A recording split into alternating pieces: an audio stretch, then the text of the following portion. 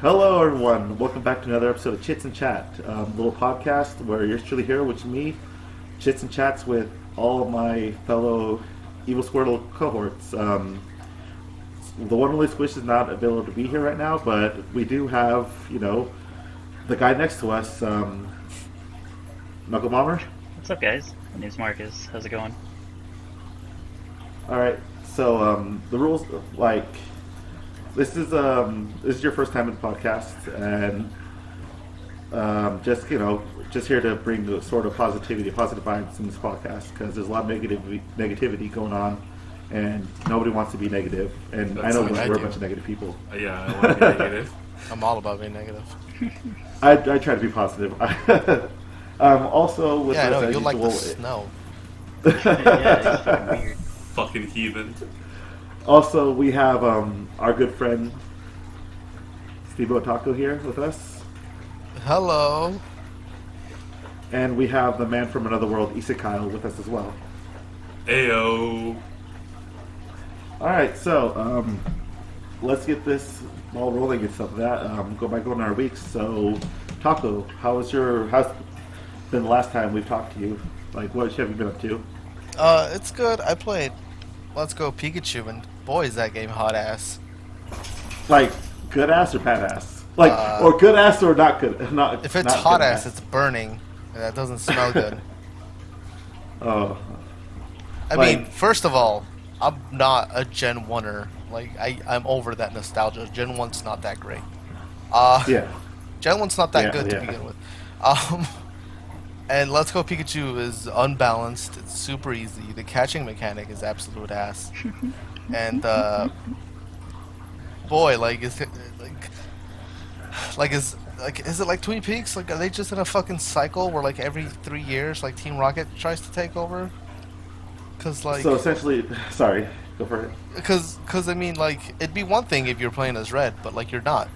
You're not playing as Red. You're playing as some new kid who moved into Red's house. Because you meet Blue from the original Blue, and he even says "smell you later." He has his like little theme song. So clearly this has happened after the events. So why are the exact same events re-happening? Like, how many more Marowaks are gonna get murdered for their skull? Wait, hold on. So it takes place like after the events of Red and Blue? So why are the exact same events happening again? That's what I'm saying. So why is this a cycle? Why is Giovanni back? I don't Yeah, think. hold on.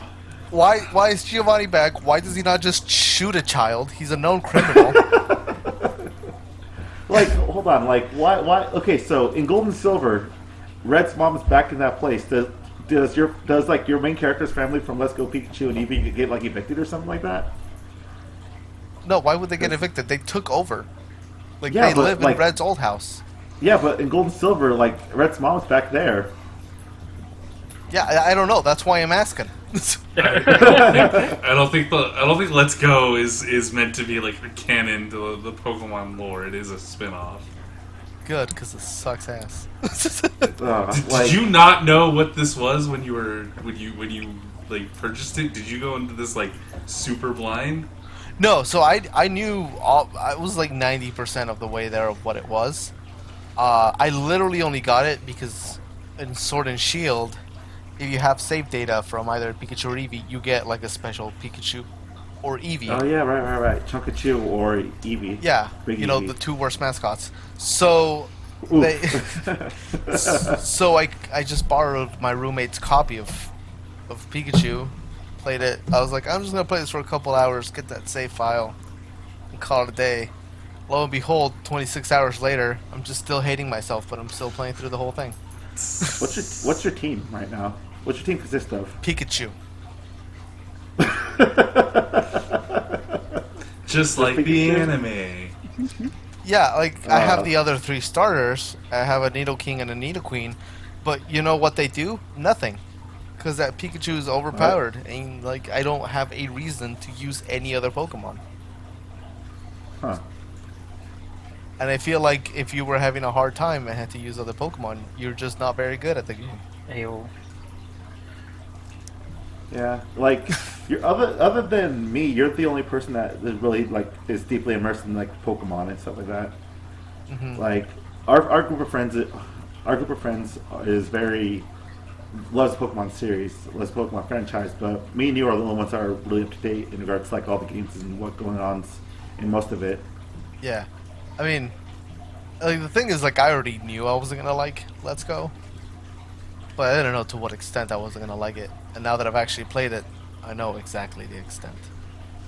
Did you go through like all of it Yeah, you're just replaying through Yellow. with the shitty catch mechanic? Yeah. Gotcha. Yeah. Yeah, see, You know, that's, and the that's thing- what made me so stop about it's that just- game. Yeah, you know what the thing I hate the most about it is, if you're playing in handheld mode, you don't have to do the catch mechanic. So just let me do that with my $70 piece of shit, like, Pro Controller with an Xbox layout, and just let me fucking play. With that. Why did I spend so goddamn much money on it?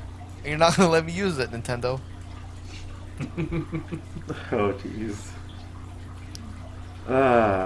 First you had to give it that shitty Xbox layout, and then you had to make me not let me use it in Pokemon. Anyways, I'm done ranting. Anything else there, Aldo? Oh, I started watching what the fuck? Kandagawa Girls? What? Something about Candy Girls? Oh, like is the No, is, wait, is, no, that, it's like is that the one with like all the? Kandagawa. Is that the one with like all like the zoo or whatever? The what?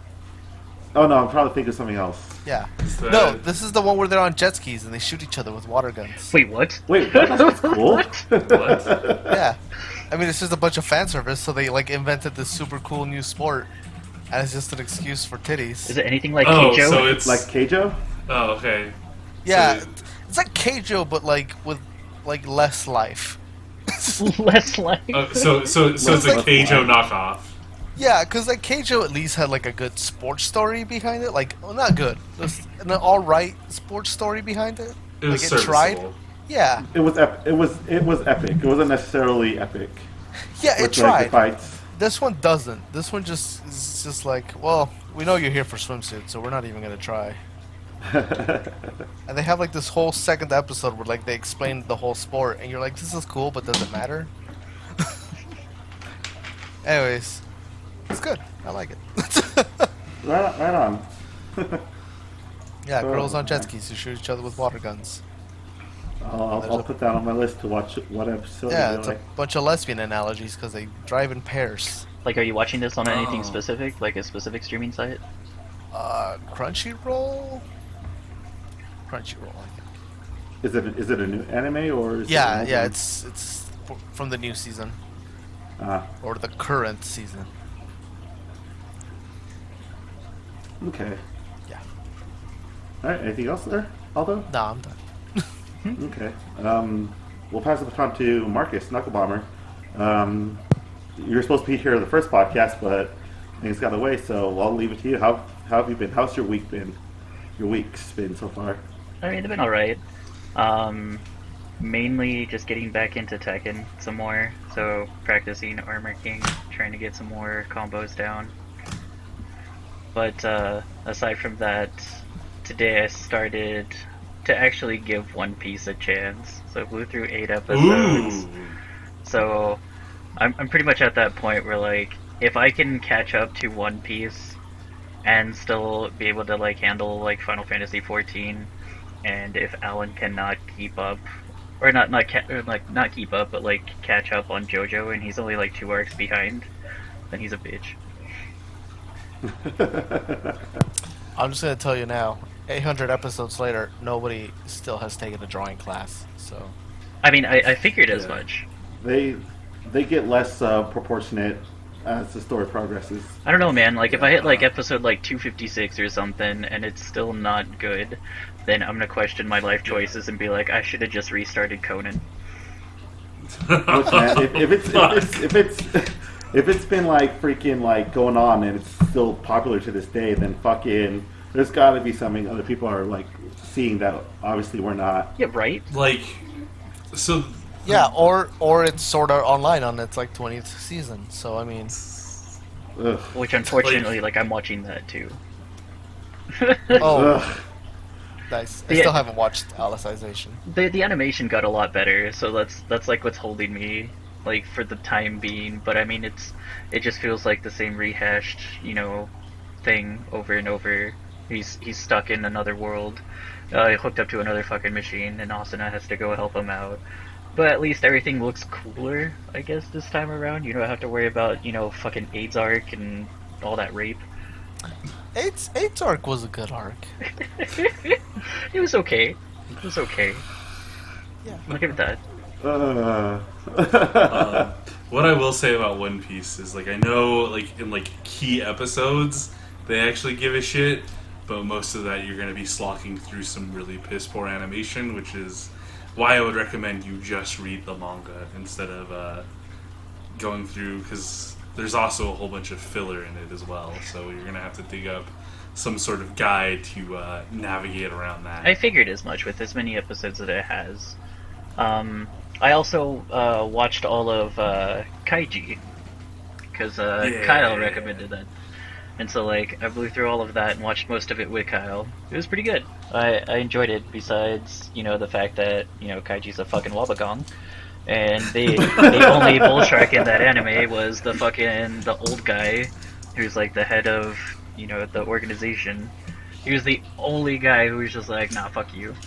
I'm keep doing what I want. And Kaiji's like, oh, I'm gonna spend all my money. Oh, I'm a little bitch. So for those that don't know, do you mind describing what Kaiji is, Marcus? Oh, okay. So Kaiji is about a guy named Kaiji who gets into like a gambling predicament. One of his buddies uses him on a loan and doesn't end up paying up on the loan, which fucks over Kaiji. And then he ends up having to go to like the underground world of gambling to pay off this massive amount of debt.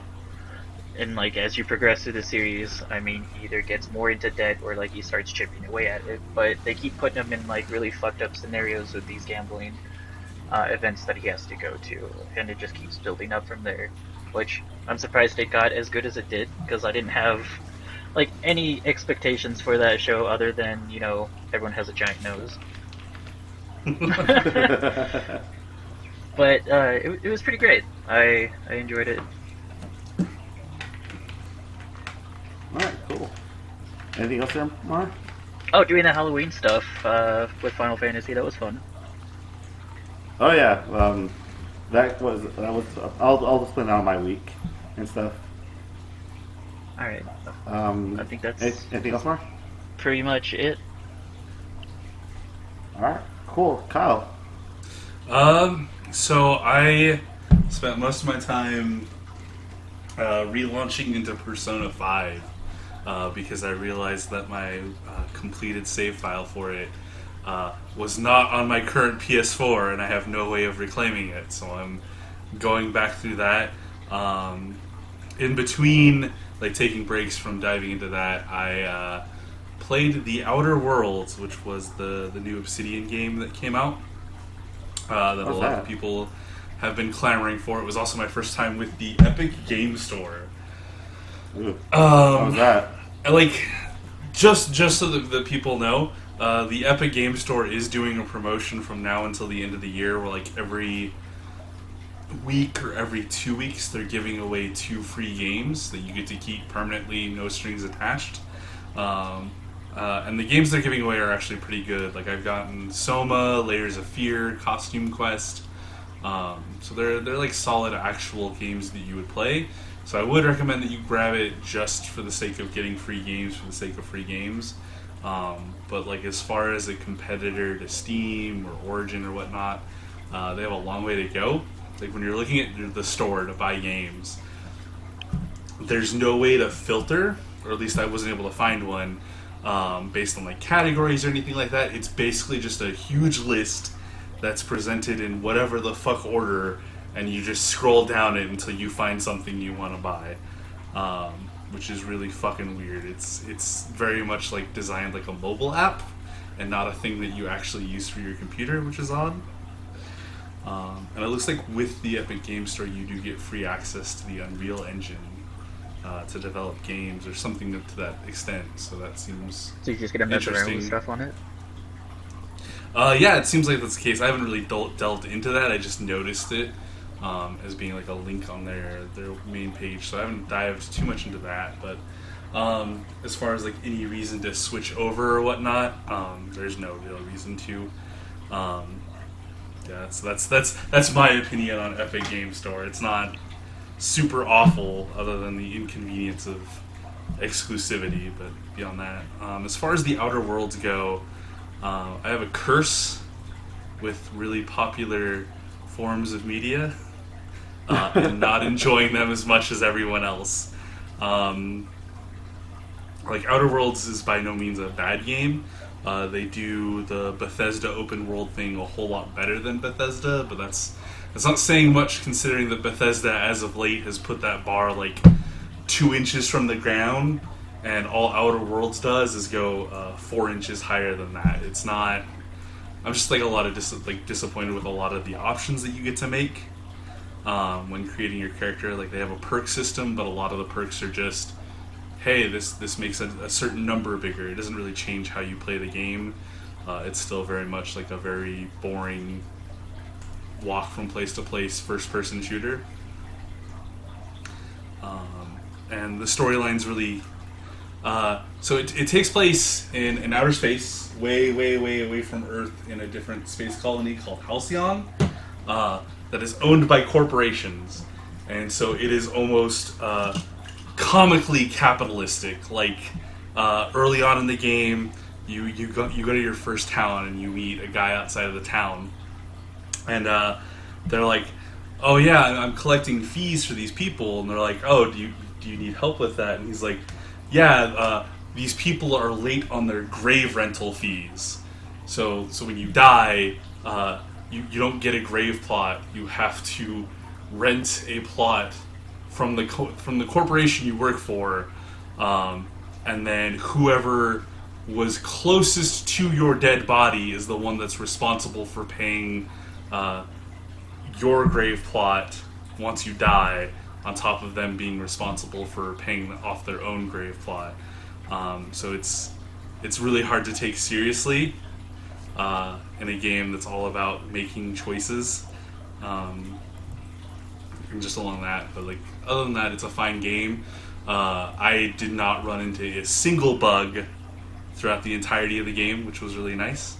And that seems to be a consistent experience across from everything else that I've heard as well.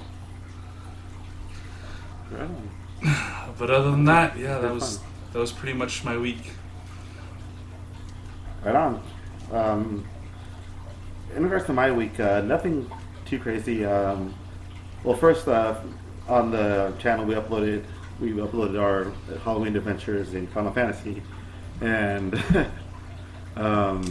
I really did enjoy just like that haunted manor event, because how many times, like in the video, you see a pumpkin counter, and how many times me, Knuckle Bomber, Squishy, and Stormy were just become pumpkins throughout the whole thing and stuff. And I remember after I uploaded one for the Anti-Tower, which is another one we did, Marcus sends me a Snapchat in regards to like just me like reversing the audio when I describe the duty of the dungeon, and Marcus just sends me a Snapchat of it. I'm like, yeah, that was great. Also, Kyle, while he was playing Persona, heard firsthand of me recording a solo act and stuff, and he heard like just the sheer rage that was coming out of my mouth in Star Fox. That in which will be up on I'll be up later this week. But oh my god, Star Fox is not a bad game. Star Adventures is an okay game, but fuck the padding, bro. Just oh my god. Dude, but that thumbnail picture that you used for your video is so choice, Shadow Wolf. So I guess that Squish is not here to reaffirm this, but I guess that he works with Furry, and I guess that he showed the thumbnail for the Star Fox, and he just gives him the okay like thumb gesture and stuff. Don't support that. Do not support that from you guys. Alright, so all I'm picking up from this conversation is confirmed that you are a furry. Because Shut up. You appeal to the furry community. Ah, woo.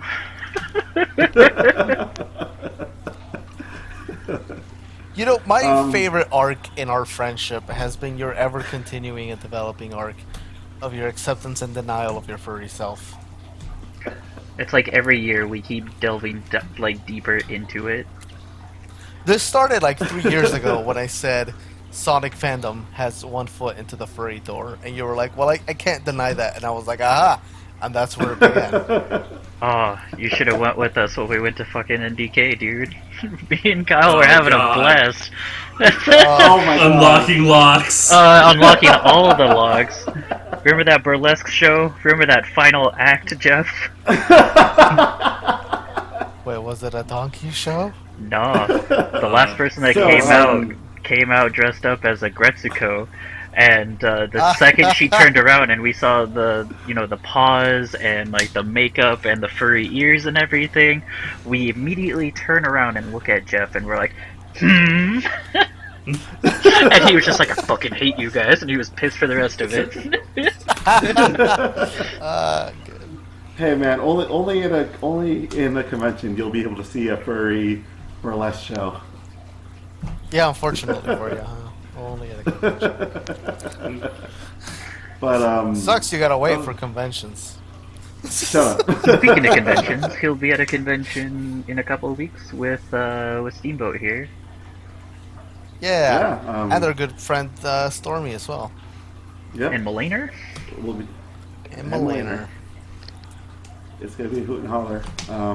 But other than like recording all this stuff,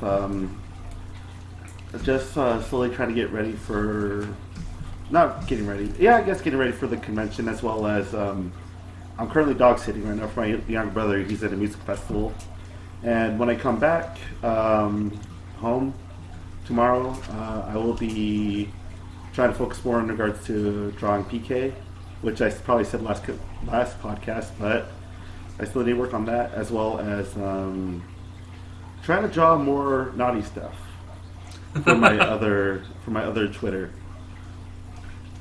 Trying to get all that yiffing down, Yeah. Shut up. I mean, I believe the technical term is nodding. I mean, if you can get your art in with the furry community, that's a lucrative side business. Oh man. Oh, fuck. Those motherfuckers pay a lot of money for some naked anthropomorphic animals. Oh god. All right. Okay. He's just so quiet now. He's just like, I ain't got nothing. Okay, so let's get into the topic, right? Let's get into the topic of this podcast. Yeah. All right, guys. So as of right now, it is the 3rd of November. Halloween came and went. So I want to talk to you guys in regards to Halloween.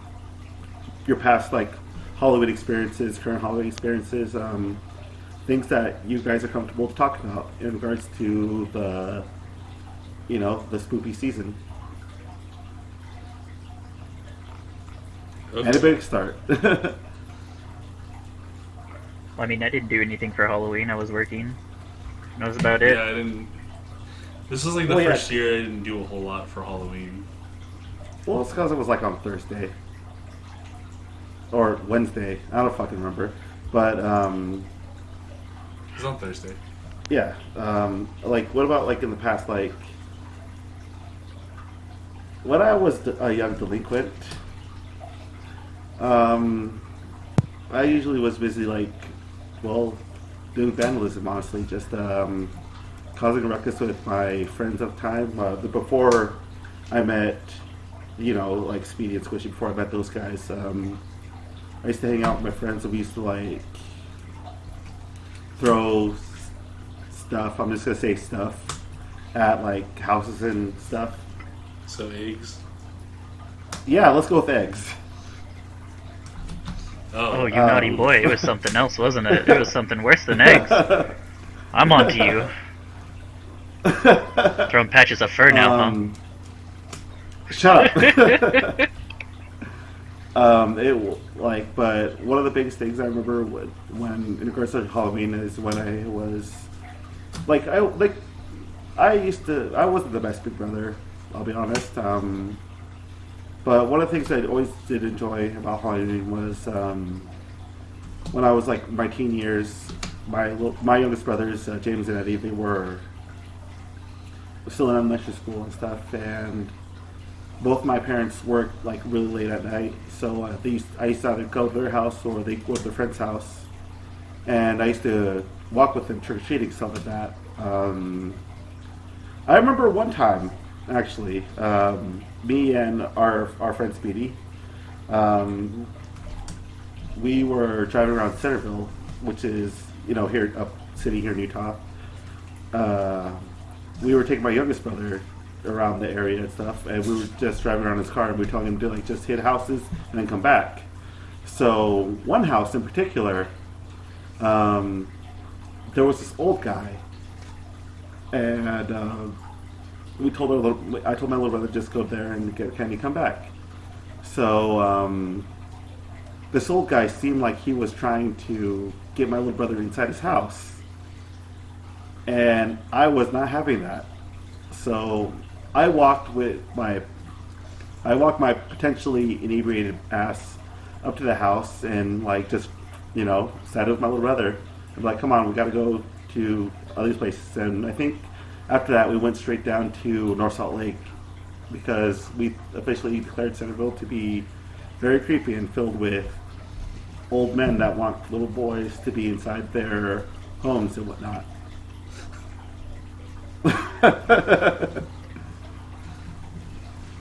Yeah. I mean, I don't have a whole lot of Halloween stories. It was a Halloween that I met like some of my best friends from Utah. After like it was like after Halloween, and I had just moved to Layton, and we all walked home in the same direction, and we were all in speech class together, and so like I went out and hung out with them, and then they gave me their bag of candy, and I ate all of their good fucking candy, and now we're friends. That is beautiful. Other than that, I don't really have a whole lot. Like I love Halloween, but I don't have a whole lot of memories of Halloween, other than dressing up as a Power Ranger as a kid. See, I always wanted to dress up like a Power Ranger as a kid, but I never got the chance to, which is bullshit. Wait, you didn't dress up as a Power Ranger as a kid? I never dressed up as a Power Ranger when I was a kid, which probably explains why I dress up as a Power Ranger now. I think I was the Red Ranger one year, and I was the Blue Ranger another year. I also dressed up as like Yugi from Yu-Gi-Oh! With like one of those terrible with those plastic masks with like the eye holes. Oh, like the freaking like the fucking Kigurumi mask that you see, but like shittier. Yeah. I was all three of those people for Halloween separate years. Damn. See, I was just I think one Halloween I was just a karate man because my sister took karate, so I had to like borrow her gi and stuff. And then what was I for last? I don't remember what I used to be for Halloweens and stuff like that. I know my last Halloween costume that I did when I went trick or treating was Shikamaru from Naruto. Shadow Boy? Yeah, Shadow Boy. That is beautiful. Man. Taco? No, dude, I hate Halloween. Genuinely, it's second to Christmas, my least favorite season of the year. Really? Not a fan. I don't like enabling kids and they're give me what I demand attitudes. Fuck the children. Also, I'm not down for that spoopy aesthetics. I'm a chicken shit. So, it makes grocery shopping a nightmare. You're walking down the aisle and you see some little kid dressed up as like fucking Chucky. You're like, oh hell no, I will punt that child. Yeah, and then I get in trouble because I do. Like, what the hell? He came at me first. I didn't know that knife was fake. Self-defense, dude. I had a right to self-defend myself against this Chucky. Oh man. No, I don't have any fun stories other than like the one time I like sat on the porch as a scarecrow and like scared children as they went to go grab candy. Well, you. I did Well, that. For, yeah, you'd be like, ha, ha, give me your candy now. As I follow you in injustice. yeah. All the beats of a child. You know the funny part is he wasn't even actually playing. So I was like beating the computer and he was just like, I don't know what's going on. And I was just like, regardless, this would not have ended any different way. So, like, when did you guys stop trick-or-treating and whatnot? I asked the same question during the Tales of Eorzea, but with Taco and Isakal here, I would like to know when they stopped trick-or-treating. Oh, I was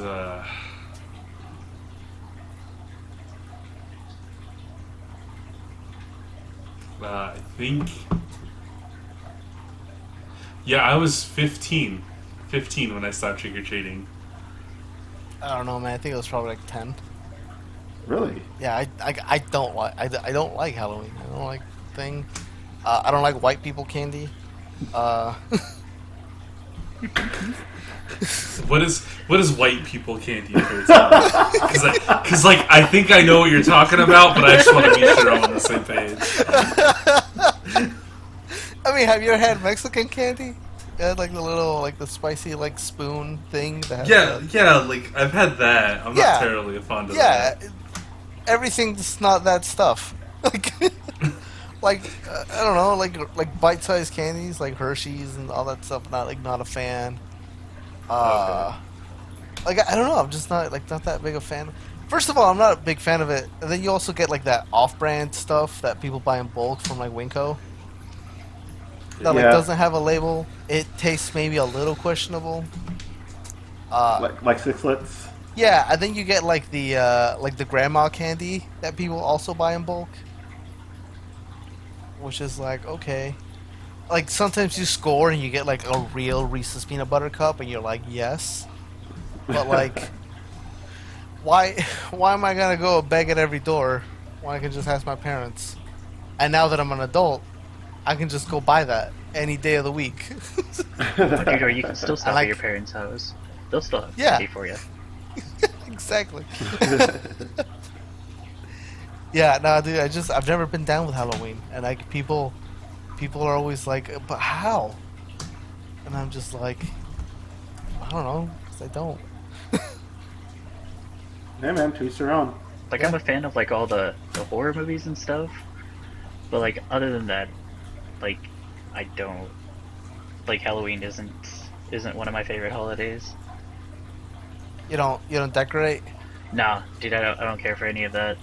Best holiday is this month, Thanksgiving. Oh yeah, Best Thanksgiving. holiday, hands down. I love it, but Fuck Christmas. it gets so stepped over. Oh, it does. Yeah, it does. Immediately gets stepped over after what midnight on the 31st. Yeah. No, not even that, dude. Like 2 days into October. It starts. I was at a Walmart with Squish, and they already had a Christmas section up in September. Yeah, dude, fuck that, dude. I was fucking livid. Fuck Christmas and fuck the war, and like Christmas deserves to have a war on it. Yeah, back when I was living with my parents, that was like because you know I'm their child regardless of how old I am, so I'm still free labor. So so when they wanted to decorate, I was like, listen, I'll help you decorate, but here's the rule: no Christmas decorations until the Friday like of Thanksgiving, like that Friday after Thanksgiving. I don't do Black Friday. That's fine. I do Cyber Monday. I'll spend my Black Friday ass just like decorating all with all the Christmas stuff.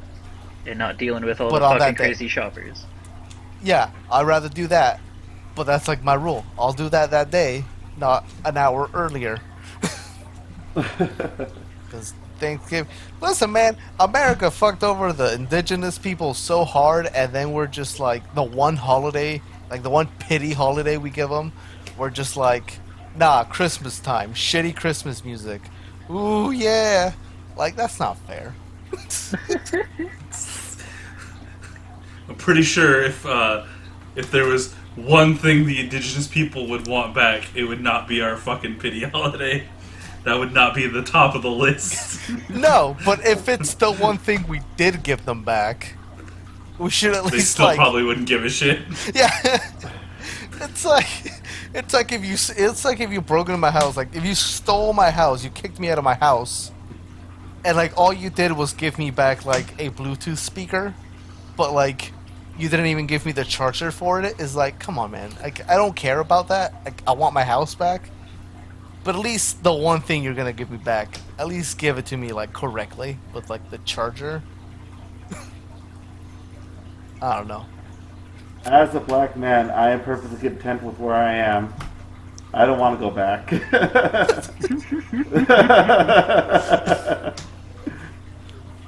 I'm sorry. Like, my side of the story is that I got dragged along, so I was in it for the long run.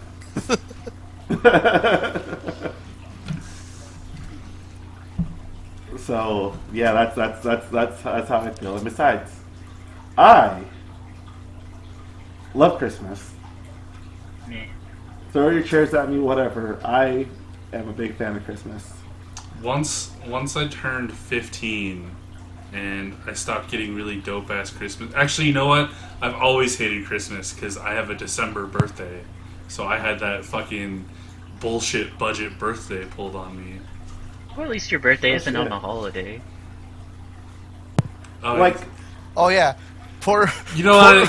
Poor Marcus. Nobody dude. goes to his birthday party because they're too busy fucking each other. Yeah, dude, it's the worst holiday. I'm like, fuck you guys. my youngest brother's birthday is 2 days before Christmas, and I'll tell him, like, you get. I give him both. I give him a birthday and a Christmas present. Like, I don't make it all in one. It's like, here's your birthday present. Your Christmas present will come later. I don't fucking cop out. If your birthday's on Christmas, you're getting both. You don't get just one super present. You get a birthday present and a Christmas present, bitch. Yeah, well, the world isn't as generous as you are, Jeff. I'm well aware. I am well aware. But If the holidays were waifus, you've picked the trashiest. I picked the best. How dare you? How dare you? So what Chris- is your favorite holiday, Aldo? Thanksgiving, dude. All right, so we're in the same boat. Thanksgiving for like several reasons. One, Food. the food, right? Like, Yeah. what other time of the year is like a turkey just so easily available Christmas. in like 20 pound qualities? Second of all, it's like you get together and you know what? You're not giving anybody any gifts. You're not like expecting any gifts. Dude, you are Like, the there's gift. none of this. Yeah, exactly. Like, you and your people there are like the gift. Like, your company is the reason why you're there. Like, it is the most like sincerest thing, like the sincerest holiday, and that's why it doesn't get marketed. Because there's no way to like fucking like monetize Thanksgiving. Because like what? Like unless I'm just that big of an asshole, and I'm just like, hey, yo, pay me an appearance fee, and I'll be at your Thanksgiving dinner. The Macy's Thanksgiving parade says otherwise, Aldo. Macy's says otherwise, you bitch. So are you telling me right now, if I pay you an appearance fee, you will show up to our Thanksgiving? If that appearance fee is enough to cover gas, yes. Shit, dude. Okay. So like, Yeah. let's see, what, you're like 13 hours from us? Yeah, like 14. Something like that. sure we can make something happen. So we'll just call it. We'll start a GoFundMe. Like, get Aldo the fuck back to Utah for Thanksgiving, for Dicksgiving. Yep. Oh, no, dude. If immigration screws me over in a couple weeks, I'll probably be there anyways. But yeah, I don't know. Like that's why I like Thanksgiving. It's a lot of food. Everybody depending on it also depends on the people. But like, Yeah. if you have a bunch of people and everybody brings food, then you're literally just just giving each other food, just hanging out, having a good time, talking about the good times. Like it's good. Like you can have Christmas by yourself. Just watch like a shitty Christmas movie and open up a gift that somebody mailed to you. You can't do that on Thanksgiving. No, dude. You gotta. For me, it's Christmas. I like Thanksgiving. I love Thanksgiving. Let me tell you. But for me, Christmas, after. I want to say after probably I turned 13. Like I didn't really care for presents for Christmas. I just really wanted to spend time with my family. For me, Christmas and the wintertime back then used to be like horrible fucking times for me. If you guys want to know about my feelings with winter or my past with winter, on my actual channel, like I actually did a thing called Experience Points, and I told about like my own little story with winter and how much that's like dick. But long story short, me and my sisters, we got lost during a snowstorm when we first moved up in the Bountiful area. And if it wasn't for the people in our church, we probably would have been lost for a long while. And it probably would have took us forever to find our complex and stuff. And most of our Christmases growing up, before our parents got divorced, were with my mom and dad constantly fighting and stuff. So for me, I don't know, like I overcame my own distaste for Christmas and whatnot, like when I was a teenager and stuff. And everybody's opinions about Christmas may vary, but I'll still always have a place, like a special place of Christmas and winter is essentially in my heart and stuff. Yo, man, the same way I keep watching and loving Sword Art Online is the same way you should keep enjoying Christmas.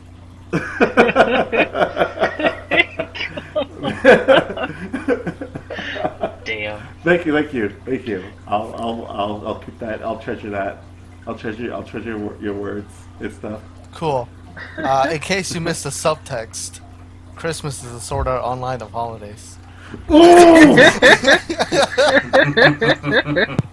mean, you're not wrong. You're not wrong. Oh, It's fine. Fine. Keep enjoying your new season every year, man. It's good.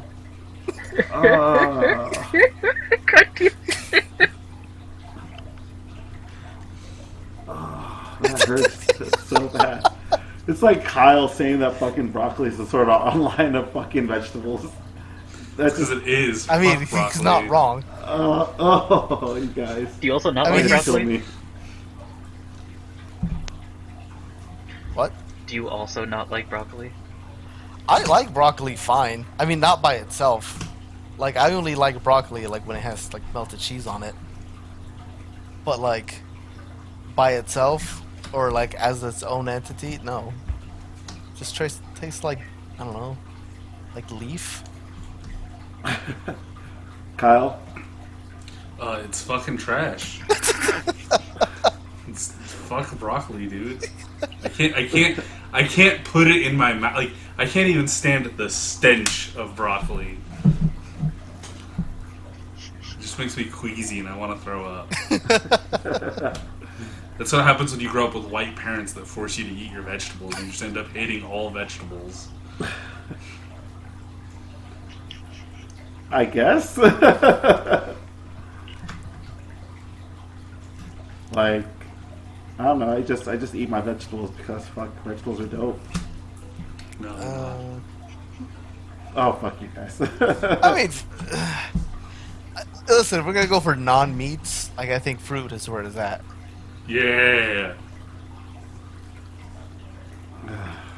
I mean, fruit is so good it wants to be meat. There's a whole fruit that tastes and feels like meat.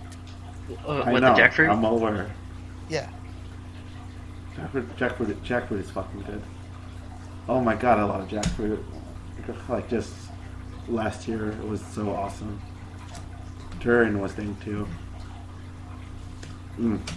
I like fruit. I like my fruits and vegetables. Yeah, I'm still a chunky boy. You're not even that chunky. Shut up. I don't want to hear it. I'm like it's like what I tell everybody. I'm a semi-fit, semi-chubby person. You're You hang out Like- with like fat people. Like I'm part of Yeah. those fat people. yeah, like You're like you're You, mean. Kyle, and Squishy are the only fat people out of our group. yeah. Yeah. Yeah, but And John you're don't not count. in that. The only reason John John doesn't doesn't count. count is because his stomach is a fucking black hole. He's Yeah. like fucking Kobayashi. Yeah, John is spiritually a fat person, but physically he is not. And for me, everything just turns into gas, and then everyone thinks I have ass cancer. I get that from Sam every day. He's like, "Damn, Marcus, you just need to go get that checked, man." You just walk in and gas out all the sorters in the trailer. They'll give me the stink eye. I'm like, "Yeah, dude, work faster. It'll go away." If you work harder, the sweat cancels out that fart smell.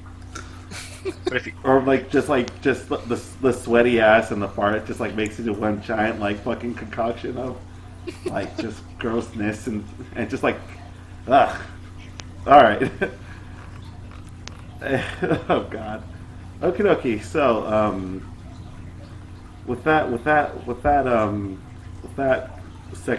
win passing on the holiday season, God damn it. let's enjoy this cold front in regards to this blizzard, right? So let's get into the news. Nice. Like that was a really poor segue into talking about BlizzCon. I know, I'm well aware. I do this because it makes Aldo cringe. well, that he just I'm fucking not- hates us. I'm just disappointed that. I'm disappointed in how coarse that was, because that could have been real smooth. I know, but I'm not a smooth guy.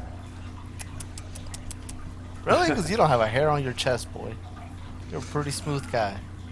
Thank you, I guess. All right, so BlizzCon happened this weekend, and like it wasn't as like as a train wreck as I initially thought, but the biggest announcements essentially were Diablo 4 and Overwatch 2. So. Yeah. I don't know much about Overwatch. All I know is that there's porn of it. I know that there Like are high quality porn too. yeah Really fucking good porn. Like it Oh, yeah. surprises me.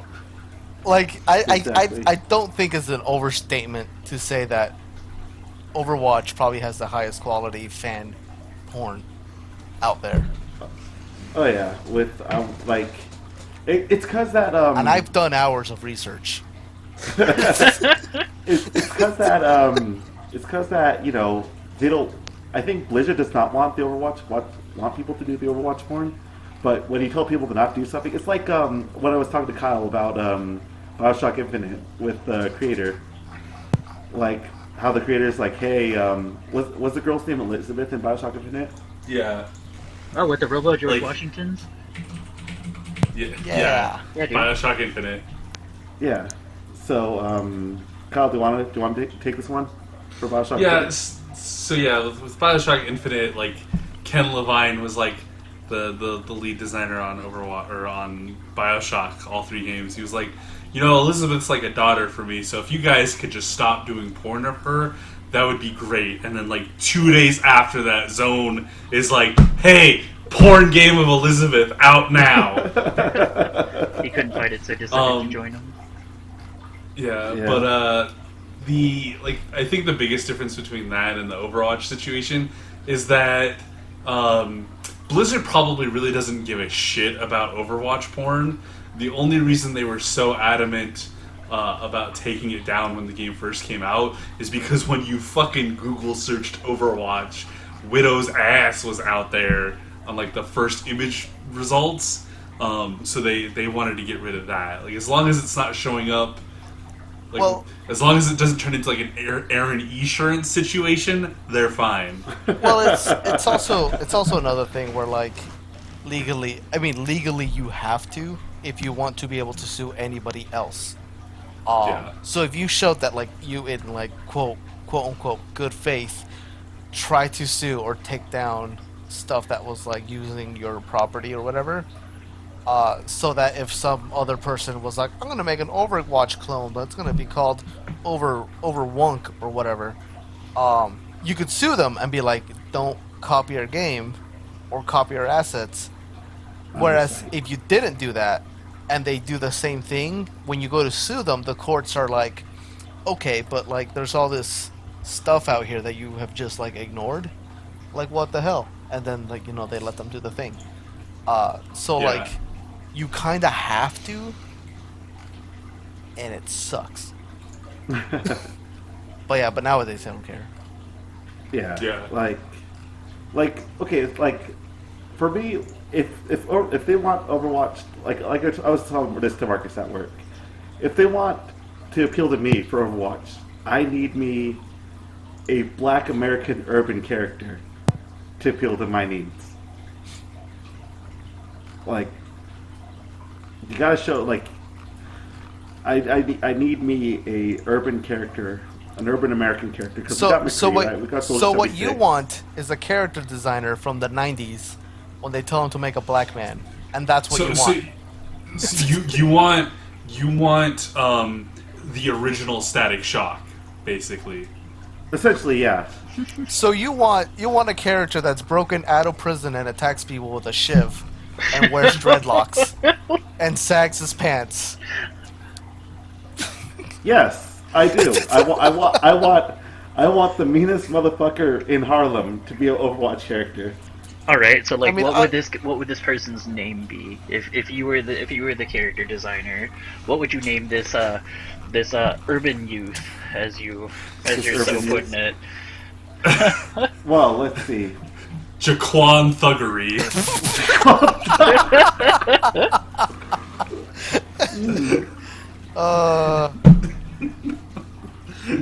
Is what it sounds like. Is what fucking Jeff sounds like he's describing. Yeah, pretty much. No, it's that I like. Lil Thug. That is beautiful. Like essentially, like. All right, to much more clarify, just more so, just kind of like essentially like a black American character that grew up in like in the urban areas of America and stuff. So you just want every black character from '90s comic books. Just Jeff, it's okay. It's okay to say you just want Notorious B.I.G. in Overwatch. I mean, shit. Essentially, like, fuck. Overwatch appeals to everybody, but it hasn't appealed to me yet. I mean, I guess you're not satisfied. But I was gonna bring up, what about the fucking like African black man with a giant metal fist? That's literally Yeah, called Doom Fist. Like, I appreciate that. See, I try to bring that he up at even work wears too. a suit. But He I even tried to wears bring a that up. suit.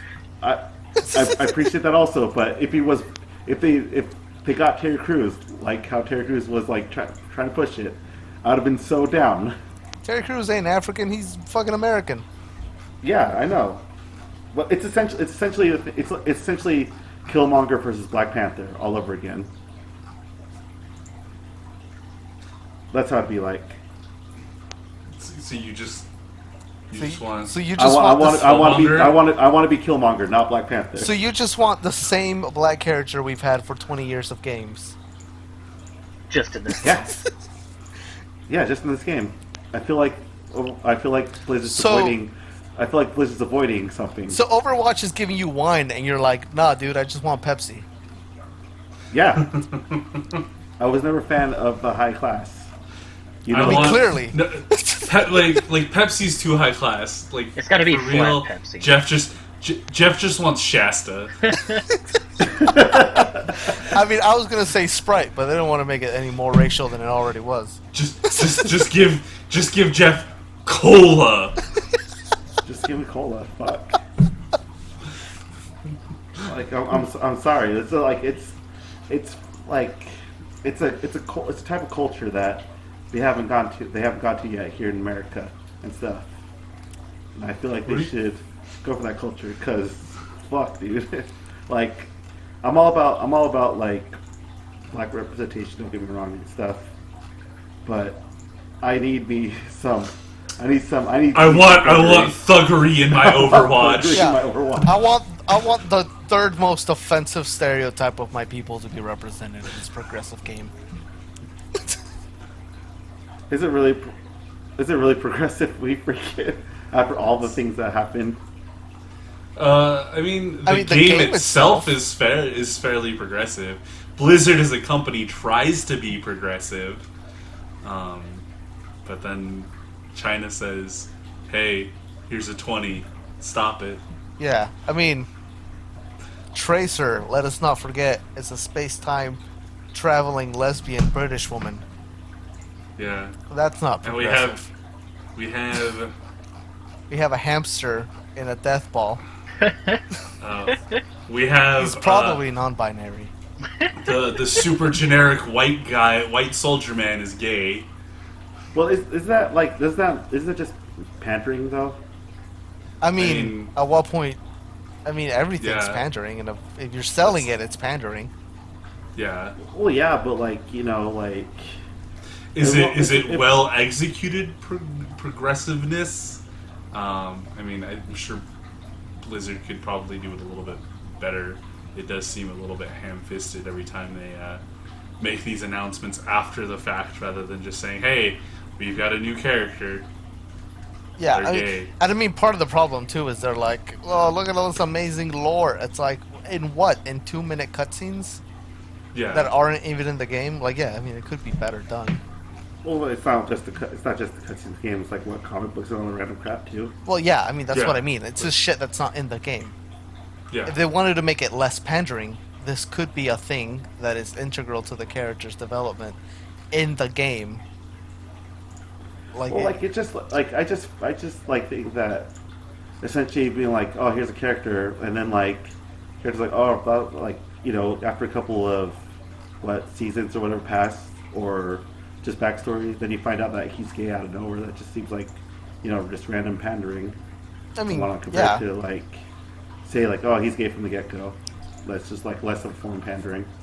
Yeah, but I mean, anytime you make a product and you sell it and you bring in any sort of inclusivity to it, there's always going to be a varying amount of pandering to it. Well, yeah, but like it really also depends on like, I guess. I mean, on 'cause- who's making it and whatnot, you know. Yeah, Like, because I mean, Marvel as a company has been owned and managed by like white men for like the last 40 years, maybe with the exception of like Joe Quesada, who was like the editor-in-chief, and his name is pretty much Quesadilla. Is that company putting out Black Panther? Is that pandering? I mean, yes. yeah, Yeah, like when they initially put out Black Panther, it was so they could get that black minority money. Yeah. Yeah, I'm well aware of that. Don't get me But wrong. I mean, I'm just saying, like, saying is this pandering doesn't necessarily take away from like it's like, I guess, worth. Well, like would it be like say that I made a comic, me as a black person would make a comic with black characters and whatnot? Would that be a form of pandering? No. Yeah, that's what I was talking about. So like, Well, I mean, like so- what do you want Blizzard to do to make this not pandering? It's not that I'm telling them. I'm You're not saying just them jealous what to do to because not you pandering. specifically haven't been pandered to. There's a lot of things that Blizzard pandered to me about in regards to the waifus in Overwatch. I'll do, and I am perfectly content. Like I said, if they want me to start playing the game, then they should add a character that I'd have like, all right, cool, you know, just a crazy black dude from like fucking Harlem. They're just gonna import Uncle Ruckus from Boondocks. Yeah, dude, no relation. Yes, Thunder Ruckus. That's his Overwatch name, Thunder Ruckus. Thunder Ruckus. God damn it.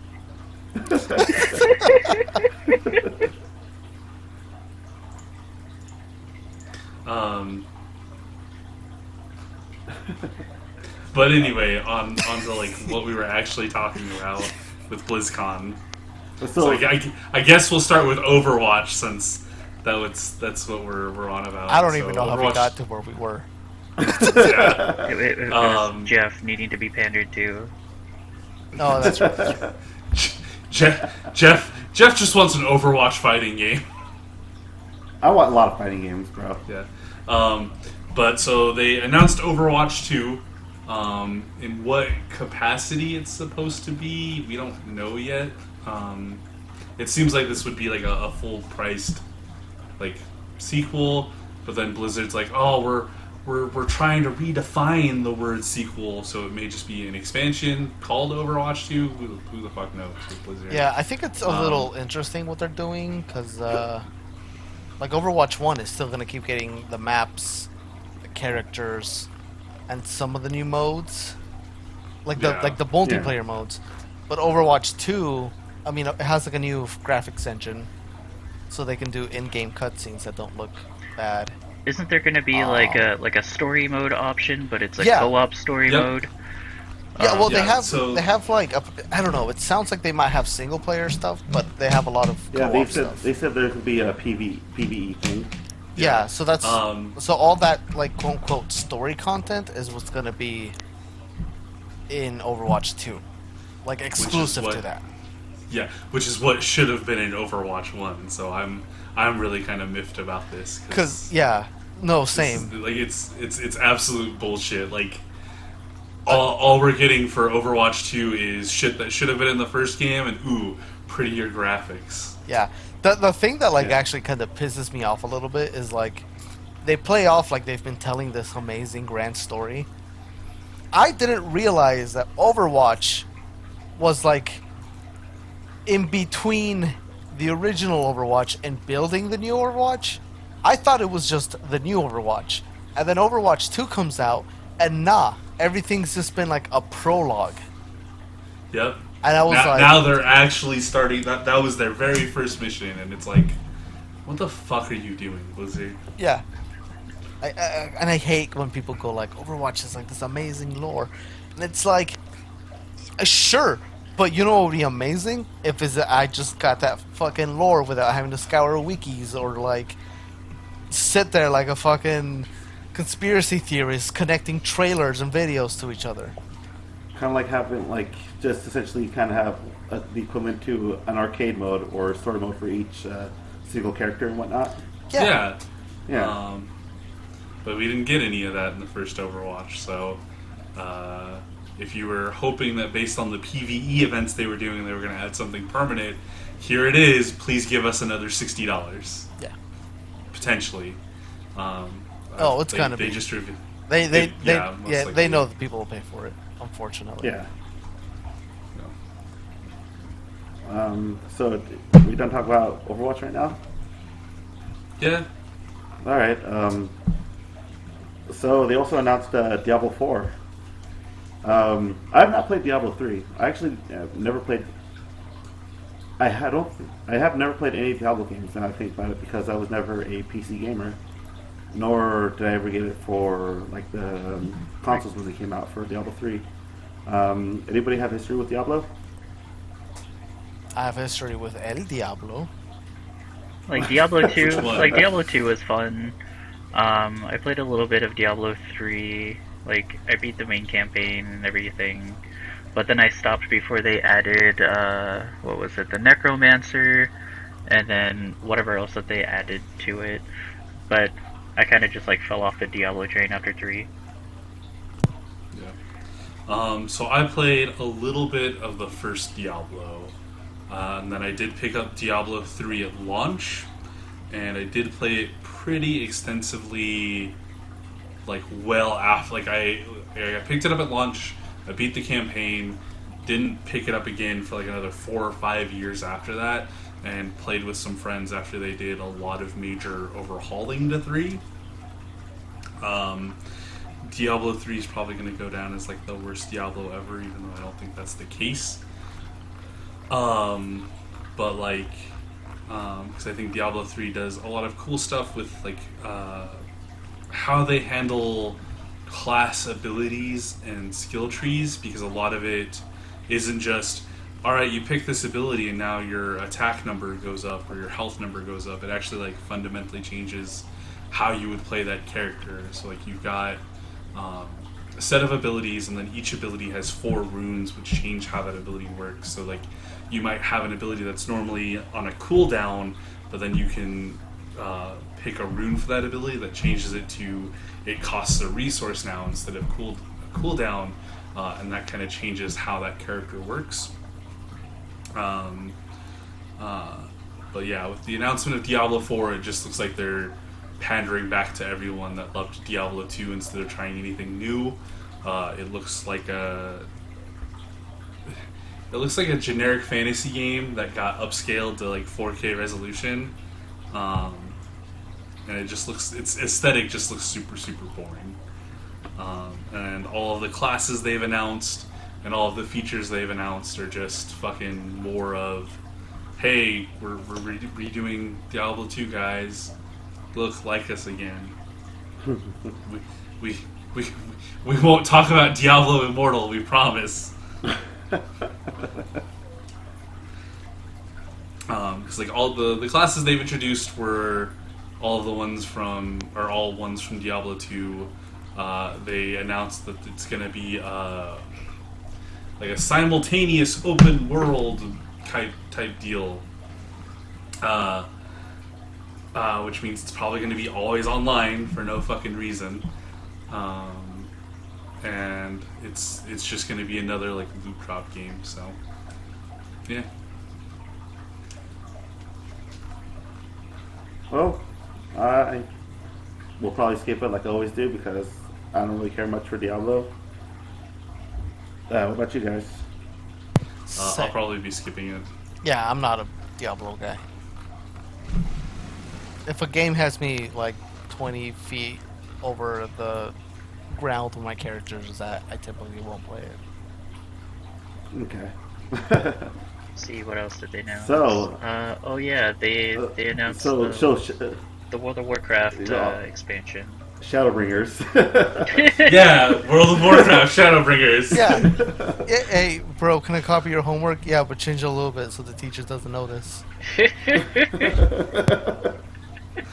Oh man, like, so the World of Warcraft expansion Shadowlands was announced, and I mean, fuck, dude, we're already playing Shadowbringers, and I'm just like, You really? know what's funny too? So I was looking at the list of, or like I was reading an article that was listing out like the new content they're adding.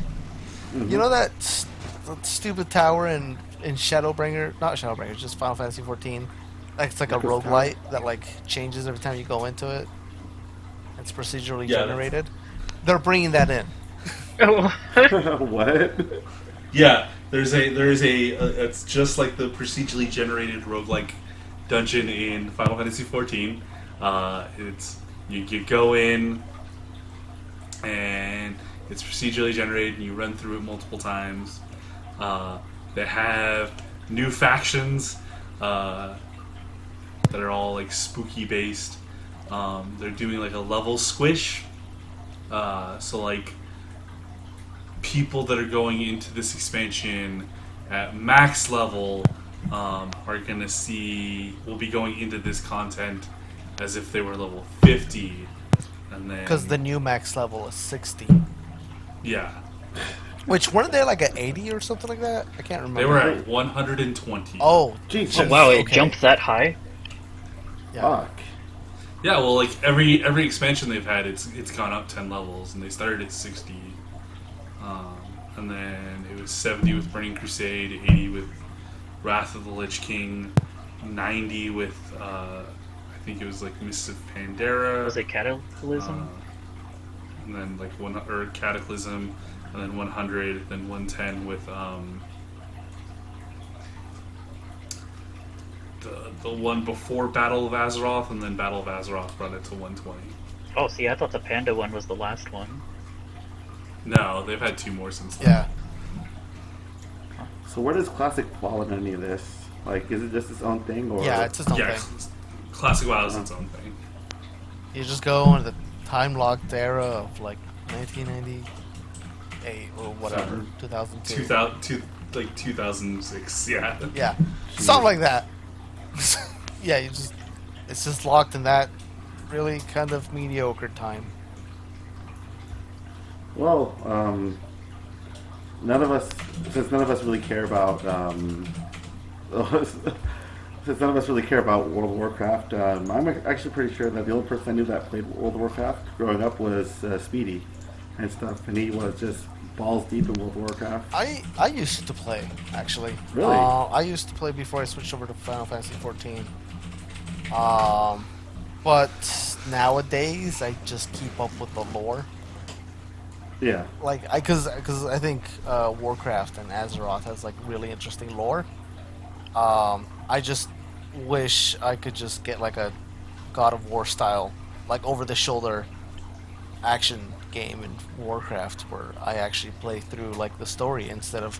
And this is like the biggest difference between Final Fantasy and like Warcraft to me, is when you play Final Fantasy, like it is your story, like you are that warrior of light, like you're doing the thing and you're progressing the story. Yeah. When you play through WoW, you're just some fucking rando progressing everybody else's story. Yeah. Yeah. Yeah, essentially. Like I played World of Warcraft a little bit during Wrath of the Lich King, and then I played a good amount during. I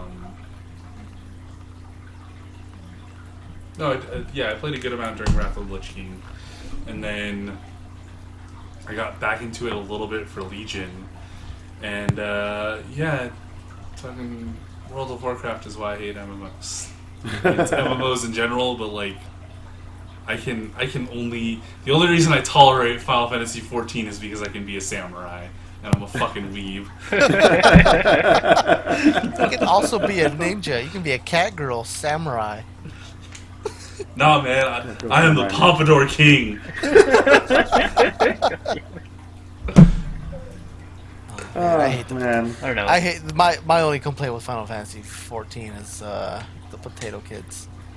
Oh, I know, I right? see how it is. I see how it is. Dude, I hate that we're like in the middle of this cutscene and we're having like this like really interesting political war strategy meeting, and there's this fucking child with like a 30-year-old voice like stomping his feet like he's having a fucking tantrum, and it's like, oh come on, dude, grow the fuck up. Like, Well, he doesn't got that booming voice, dude.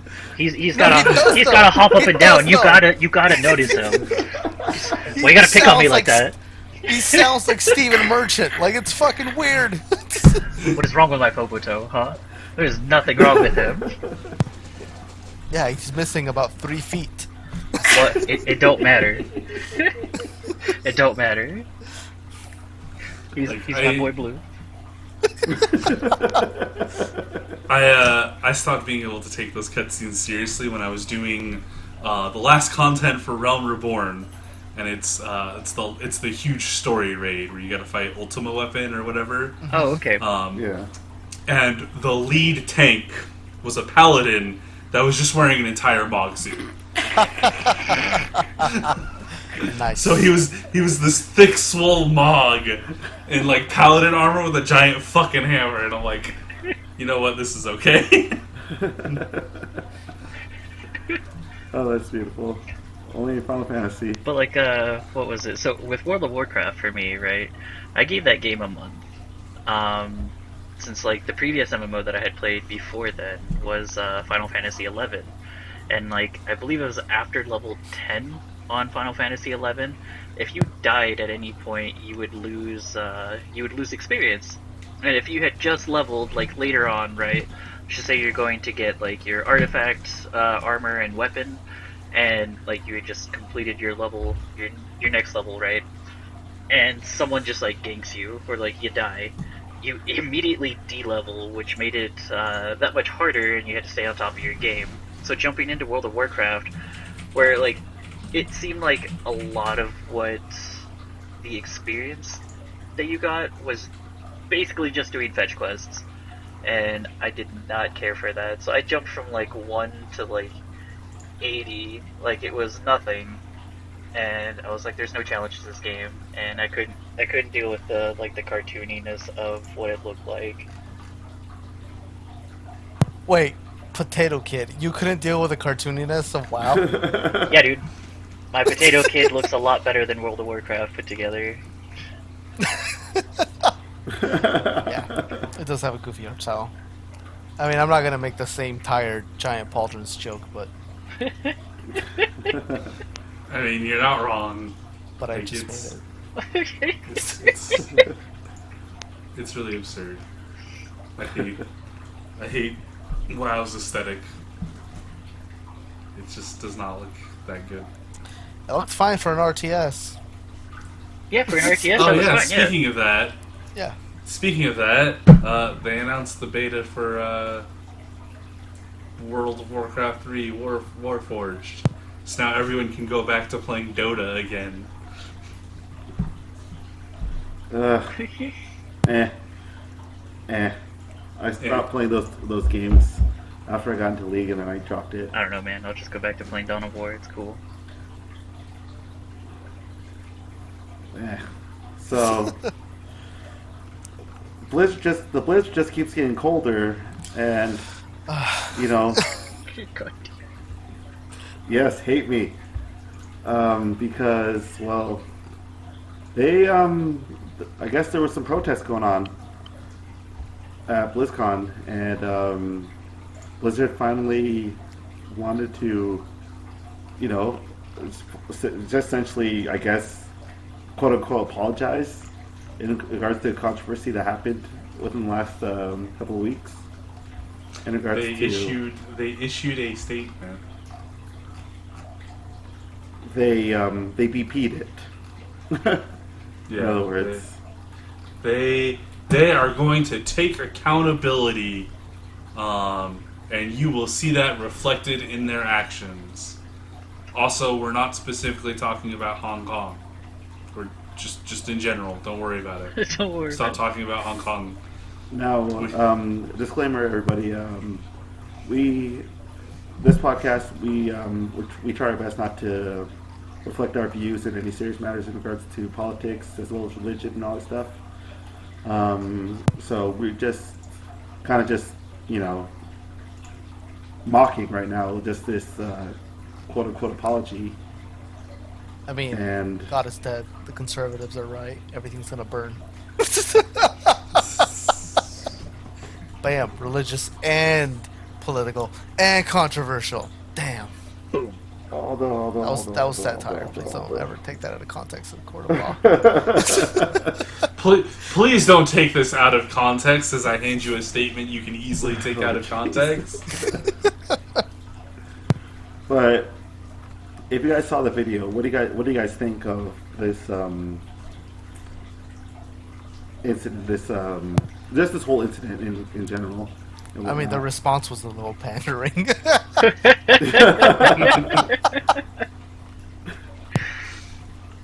I mean, like, I was 2 spots away from getting a bingo on my corporate bullshit bingo card.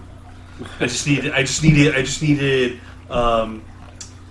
we're sorry that you feel that way, and mistakes were made, and I would have gotten the full set. Oh, like just like being like people do at a freaking call center. Like, we're sorry you made a mistake. Yeah, you know, that certainly is an unfortunate circumstance to be in. Like, Like that's basically what it is. oh, Like it was just your generic corporate apology. Like, statement about a thing that people were upset about that they're not going to admit to, because that's what corporations do. Don't Yeah. worry, they're definitely still people, though. Well, like, I feel like regardless of the controversy that's been going on with Blizzard, and just hell, even like all companies that are being involved with this whole Hong Kong scenario, it's still not good. Like, people are still going to buy stuff. You know, people are still going to consume product because, you know, it's people like stuff. People don't care what's going on really on the other side of the world. I mean, hell, people are bantering and stuff about Blizzard, about Hong Kong and stuff like that, but nobody's caring about Chile right now. And well, you know, all the people that I've seen and stuff like that always complaining about Hong Kong and stuff like that are caring Yeah. about what's going on the other side of the world. And I mean, we don't even really care what's happening in the States, because guess what? Flint still doesn't have clean water. Oh yeah, the Exactly. Dakota pipeline like burst again. exactly, and where everybody's just like kind of like this is blowing out of proportion in regards to our circle, just because that, you know, it's video games, and like, not like, honestly, if it wasn't for the fact that you know, South Park and, you know, other like Blizzard and all this stuff were talking about Hong Kong, the situation going on in Hong Kong, I would not have honestly really known about it. And that's mostly on my end, because, you know, where us as Americans have a tendency to have a blind eye towards these kind of situations and whatnot, you know. Yeah. And until it affects something of our interest, we won't really pay much attention to it, you know. It's like, wait, sorry if I was interrupting somebody. So are you saying that you're mad that the outrage doesn't pander to your outrage? No, I'm just joking. I'm joking. I get you. Yeah, like it's one of those situations in which it's one of the things where, like, it's not my problem until something happens, and then it becomes my problem, you know. Even though that it seems, even though that, you know, we as a country, you know, have our beliefs and values of freedom, of what freedom is and all that stuff. Yeah. Listen, man, I only have like so much mental gas to like care about things around the world. That's true. We have our own problems to worry about. Yeah. And until, like, you know, until the companies that we work for personally are affiliated with China, which, you know, we're not name dropping our workplaces right now, but if those places are affiliated with China, then it's not really affecting us now. It's not directly affecting us. Right. Let's talk about Spider-Man. Let's get out of this. Speaking of menaces to society, I like how we just Spider-Man. Just let you like do that to yourself. I know. I'm like, so Spider-Man. Yeah, Spider-Verse sequel. We knew that the Spider-Verse sequel was going to happen.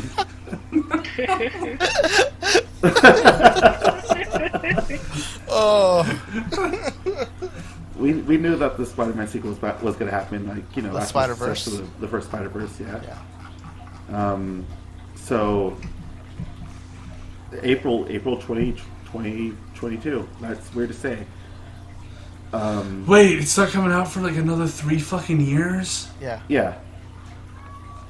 What? So presumably within like, I don't know, probably end of like 2020 or early 21, that's probably when we're gonna see the all-girls Spider-Verse movie come out, because that got confirmed the day Spider-Verse hit theaters.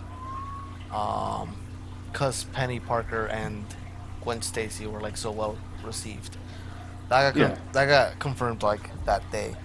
Well, a lot of people loved Spider-Gwen, right? Like, even back when it was shown in comics and stuff. Yeah, I liked Spider-Gwen in the comics. I didn't like her too much in this movie. she was fine. Yeah, that's it. She was just fine. She wasn't good. But I mean, it also kind of like wasn't her movie, so. Yeah. Yeah. I mean, it's kind of weird because like, it also wasn't Spider-Man Noir's movie, and he was kind of almost the best part of that movie. Like, although, Yeah, It's because Nicolas You- Cage you- is. You can't compete with Nicolas Cage. Nicolas He's an Cage- award-winning actor. Nicolas Cage is the Jackson Pollock of acting. so although What? can you explain the actual comic of Spider Verse and what's it about? So like a brief summary. Oh God, it's been years since I read Spider-Verse. In the original comic Spider-Verse, it's so I mean, there's a little bit of groundwork that has to be set up, right? So in the comic, 616 is like the mainline Marvel universe, where like 90% of what we know about superheroes comes from. Then like early 2000s, they made the Ultimate Universe, which was like a 2000 reboot of or retelling of the origin of Marvel. Which then like spun off into its own crazy thing. So part of like why Spider-Verse was like important. Oh no, wait, damn it, I'm thinking of Spider-Man. Spider-Verse was just like a big event where they just brought in a bunch of like Spider-Man different universes from different universes. Other spider people. Yeah, because there's been this whole thing about the Spider-Verse. There's also been this whole thing like I want to say like early 2010s. They did this really stupid thing where there's like a spider totem, which is like Peter Parker's whole thing isn't that it was an accidental thing. He was chosen by this spider totem.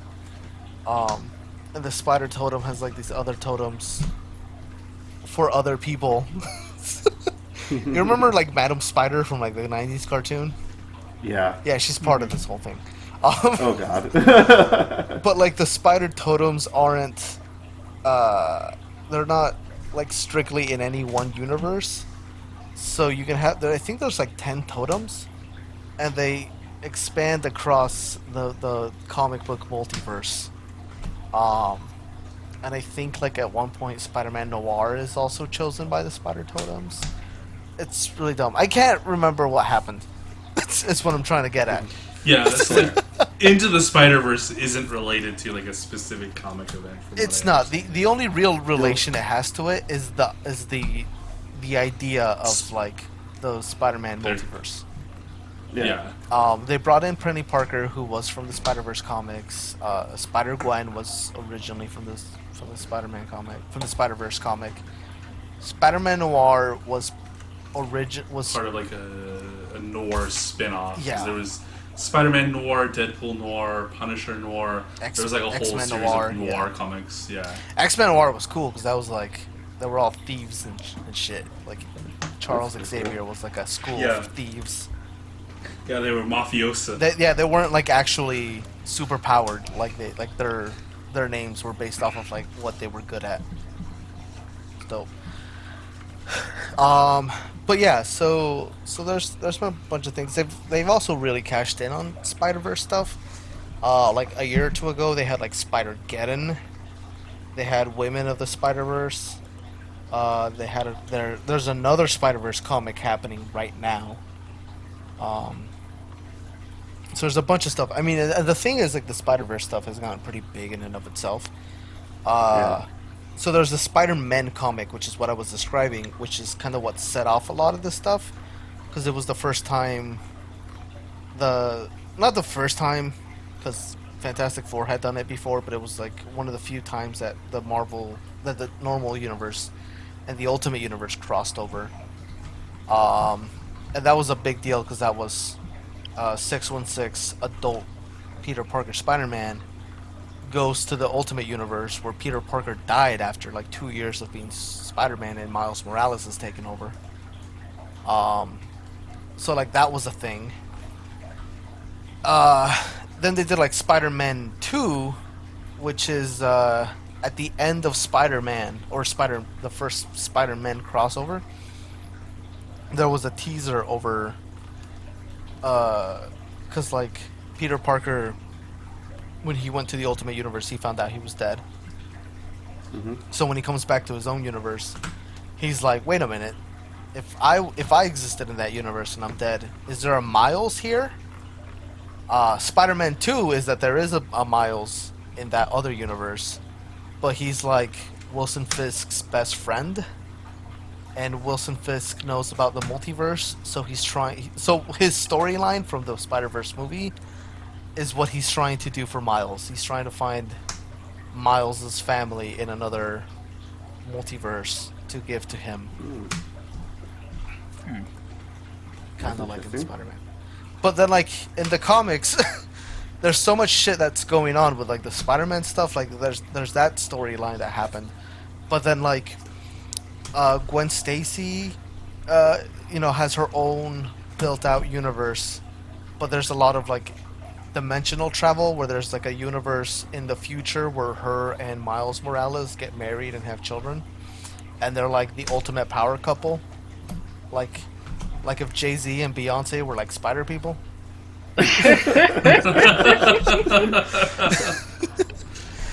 so I don't know.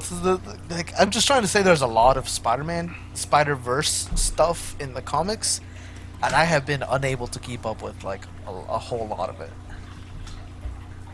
So as far as what they could do for like this next one, as far as the story, I don't know, and I don't really want to try and guess what they're going to do with the story. What I do want is I want more Spider-Men that weren't in the first movie. Which ones in particular?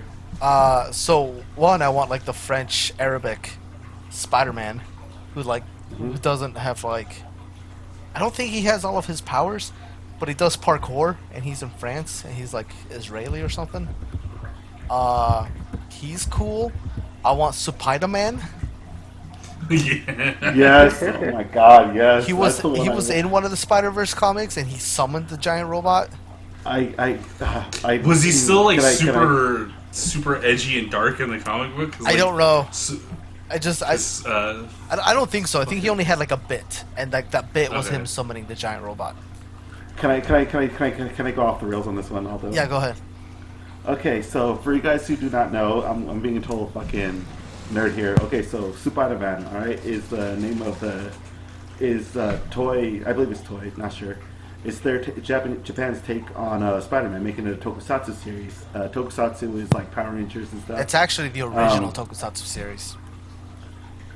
Not only that, but it's the tokusatsu series which introduced the whole aspect of mecha. Yeah, that's what I'm saying.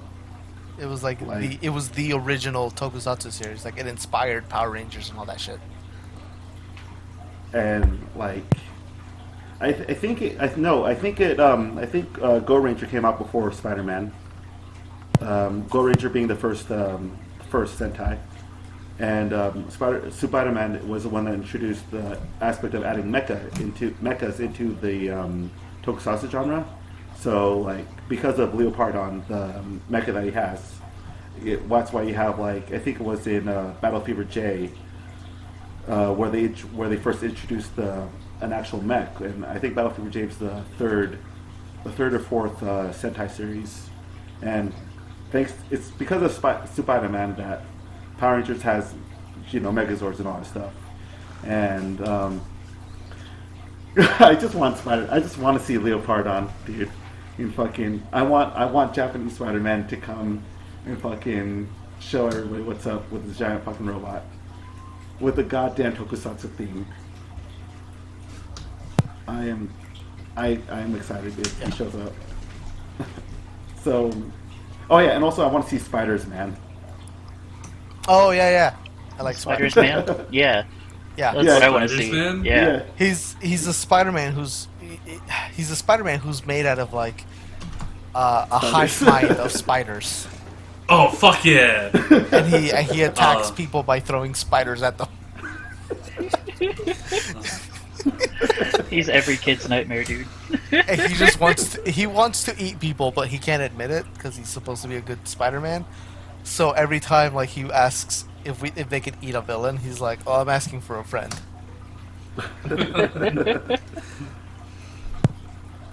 That is terrifying. I'm super excited for Spider-Man because I already know my favorite Spider-Man is going to be in it, which is Spider-Man 2099. Miguel O'Hara. Yeah, Yeah. I fucking love Miguel O'Hara. The Irish Mexican. Yeah, that's what he is, and he's super fucking cool. I loved him in the Shattered Dimension games, but like his costume's fucking super sweet, and he's not an annoying bitch like Peter Parker. So, like that's how I judge how good of a Peter Parker that actors are. So, like, I know Tom Holland is the best Peter Parker because he's the one that I want to punch in the throat the most. And I know Andrew Garfield's the worst one because he's the Peter Parker I actually like. I mean, I'm just gonna tell you you're wrong because Tobey Maguire will always be best Spider-Man. Like, but I like Tobey Maguire a little bit. I especially liked him during the emo bit. That was the best part of the entire Spider-Man trilogy. That's so underappreciated because everybody talks about how cringy it is, and it's like, yeah, this is a fucking nerd who thinks he knows what's cool, and clearly he doesn't, and that's the point. And then he just goes around rocking it as best as he can, Yeah, even with all the disgusted looks he gets from the people in the street. it's just overinflated like confidence. It's the best. But yeah, I would like to see Spiders-Man in there. I know for the...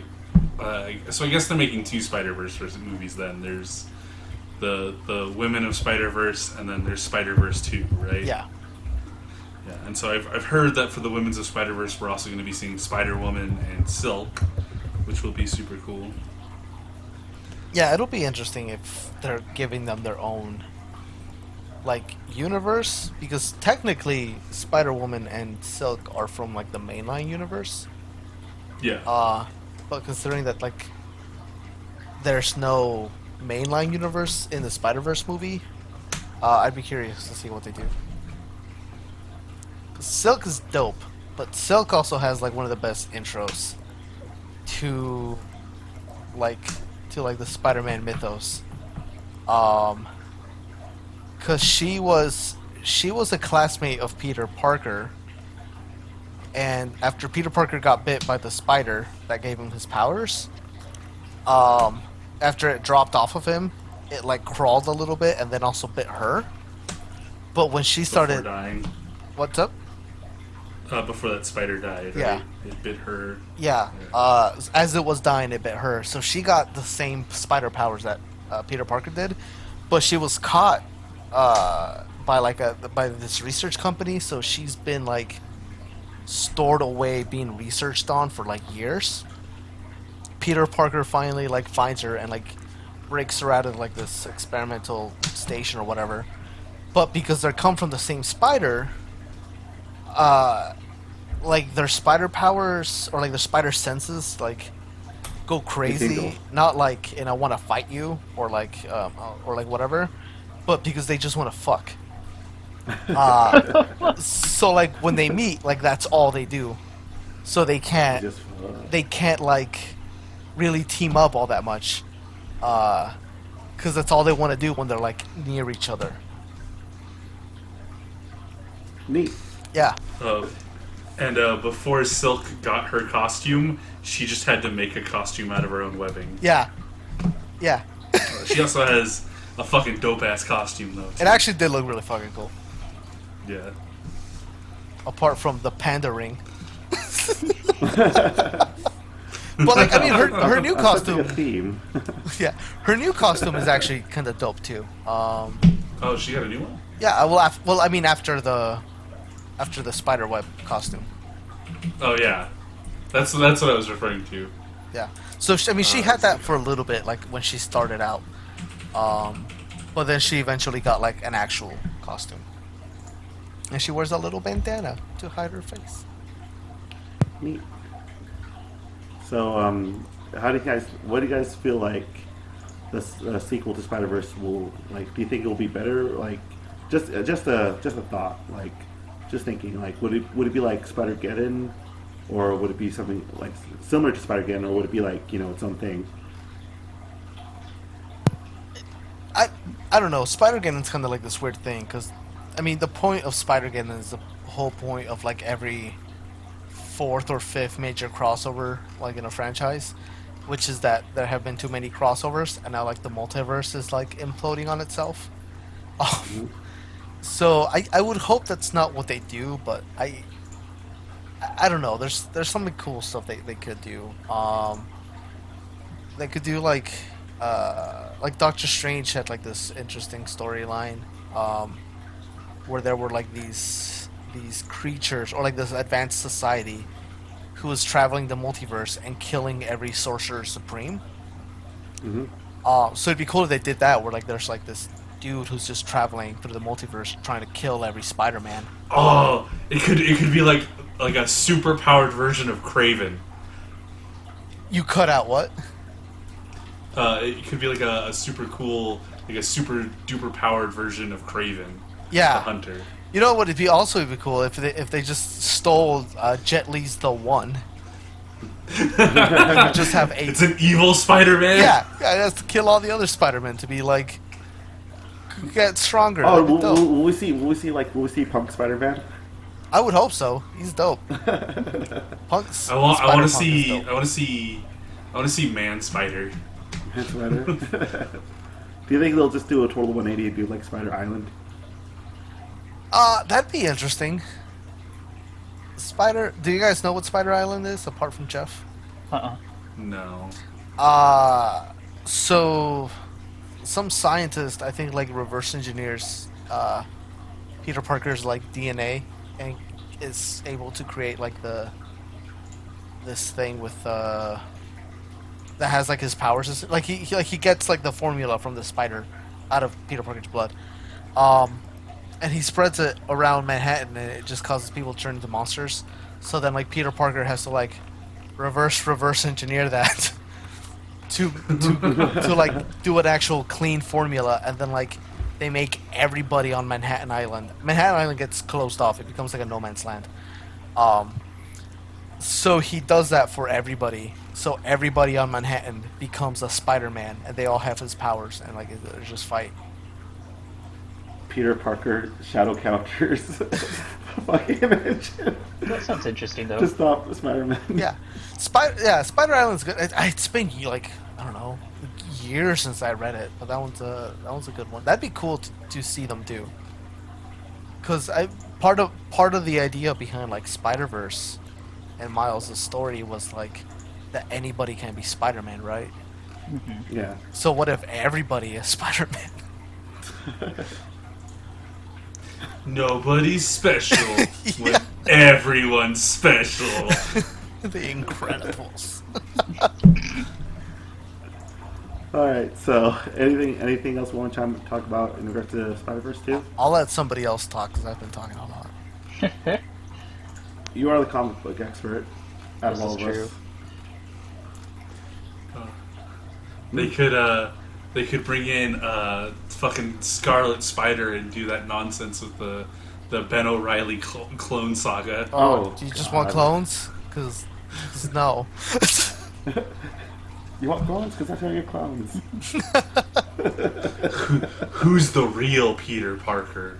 Am I Peter Parker? Would it be pandering to be Peter Parker? For me to be Peter Parker? I think that would be Parkering. Alright, well, we'll go ahead and just end that from right here. Before we leave, is there anything that we're looking forward to in regards to the future, guys? What's coming up for you guys? Norman Reedus and the Funky Fetus, dude. Yeah. Death Stranding comes out. Does it come out this week? It comes out this Friday. The 8th, yeah. Hell yeah. Next week, Pokemon Sword and Shield come out, and I can't get it until after convention. Oh yeah, I know. I had that same problem. Freaking, I'm gonna try to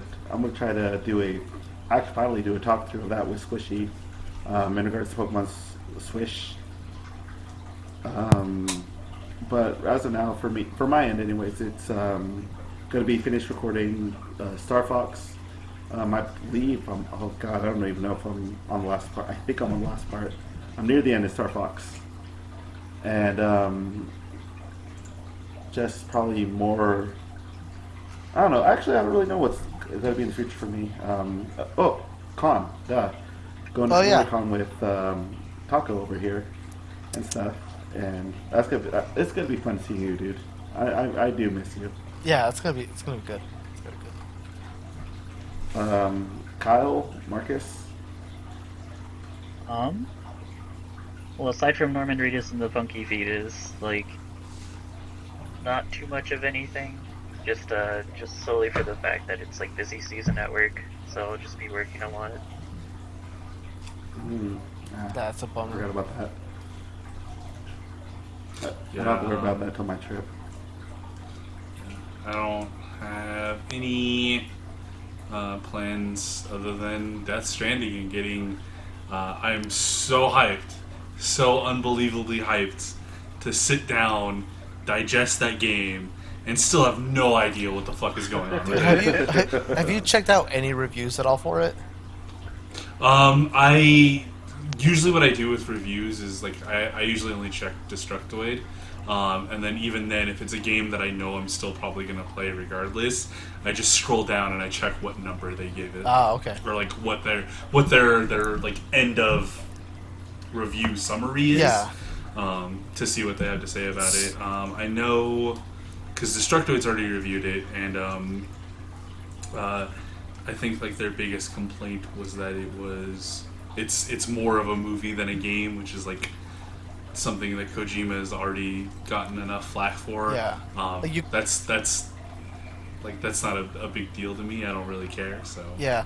So I was watching the Kotaku review, who has like one of my favorite game critics. Right. Jason Schreier. No, Or- Tim Rogers. Okay. Tim Rogers is like one of my favorite people. But he made like a 1 hour long review where he reviewed it as 5 different things. He reviewed it as a game, as a movie, as a book, as a pet, and as a Kojima production. And one of my favorite quotes, or 2 of my favorite quotes from his review, is he called it the Gran Turismo of walking simulators. Huh. And he said, what was it? If like a game is like a good steak, then you're gonna love this. Then Death Stranding is like eating a plate full of vegetables at gunpoint, or like 60 pounds of vegetables at gunpoint. Oh God. Anyways, I'm stoked for it. I'm not gonna be able to pick it up right now. I'm gonna have to wait a little bit, but I kind of look forward to hearing what you guys think about it. Yeah, I feel bad that probably the only Kojima game I played was Boktai. Was what? Boktai. You know, the sun is in your hand. Oh yeah, that's right. He did do Boktai. Yeah. Have you not Him played and, Zone of the Enders? How have you not played Zone of the Enders? Dude, you love would, mechs. I think you would like Zone of the Enders. You would like Zone of the Enders. Yeah, I probably would. I love the designs. I seen the mech design, the design for Anubis, the mech. Is he the title mech, the main mech? He's the antagonist mech. The primary mech is Jehuti. Yeah, Spaghetti that's Jahooty, fucking- coming for that Djibouti. I'd be down for that.